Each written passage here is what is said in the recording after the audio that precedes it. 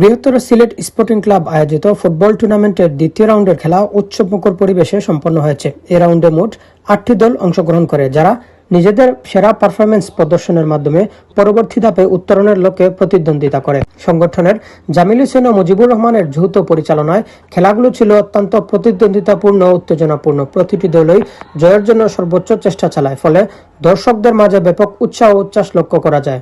মাঠ জুড়ে খেলোয়াড়দের চমৎকার দক্ষতা, কৌশলী আক্রমণ ও দৃঢ় রক্ষণভাগ খেলার মানকে আরও সমৃদ্ধ করে।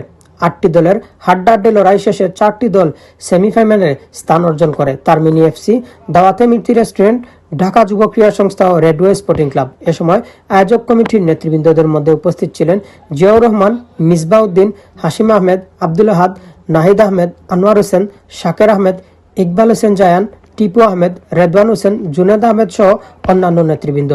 টুর্নামেন্টের আয়োজক বৃহত্তর সিলেট স্পোর্টিং ক্লাবের কর্মকর্তারা জানান, তরুণদের খেলাধুলার প্রতি আগ্রহ বাড়ানো এবং স্থানীয় প্রতিভা তুলে ধরাই এ আয়োজনের মূল উদ্দেশ্য।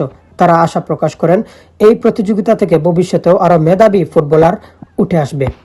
খেলার ধারাভাষ্যকারের দায়িত্ব পালন করেন জায়েদুল হক মুকুল, আরিফ আহমেদ আরিফিন ও সাংবাদিক জায়েদুল হক সোহেল। দ্বিতীয় রাউন্ড শেষে বিজয়ী দলগুলো পরবর্তী রাউন্ডে খেলার যোগ্যতা অর্জন করেছে। আগামী রাউন্ডগুলো আরও প্রতিদ্বন্দ্বিতাপূর্ণ হবে বলে মনে করছেন সংশ্লিষ্টরা। ইতালি থেকে মিনহাজ হোসেন,